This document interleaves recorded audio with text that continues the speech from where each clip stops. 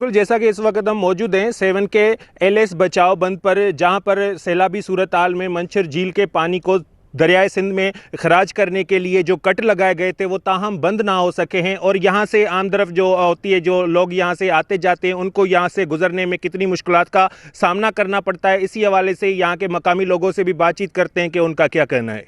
साईं इन्हें दादू के लगे तो भान के लगे तो टल्टी के लगे तो ही विंदे मोरे ताईं ही क्रॉसिंग आहे हिन जी लिंक इनके तकरीबन 2-2.5 महीना थिया आहिनि त 5 ॾींहं ठेकेदार अचे थो कमु करे थो वरी वञे थो हली।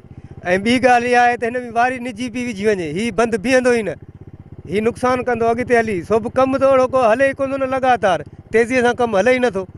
5 ॾींहं अचे थो ठेकेदार, वरी महीनो बंदि पियो आहे कमु। इहा महिरबानी कयो तो मेहरबानी करे हिनखे ठेकेदार खे हिदायत कंदे जल्दी जल्दी कमु हलाए त असांजी परेशानी ख़तमु थिए। 4-5 किलोमीटर हेठि वेठा आहियूं, दूर दूर जागी रहो, असां उते वेठा आहियूं, उतां अचूं था। खंडनि जे करे वॾी तकलीफ़ असांखे सेमण खां भाननि खां फिरूं था। तेल 250-300 रुपया तेल जो लीटर लॻो पिया, 2-2 लीटर साड़े अचूं था। मुतालबो इहो ई कंदासीं असांखे त हिनखे जल्द बंदि ठाहे ॾियो, असांखे वेझो पंधु सवलो थिए, दवा दारूला जा कमकार जे हिसाब सां असां वेझो। इहो ठेकेदार जी सुस्ती आहे। हितां जीअं बोड लथी आहे तीअं असांखे वॾी तकलीफ़ हुई, असां भाननि खां फिरंदा हुआसीं।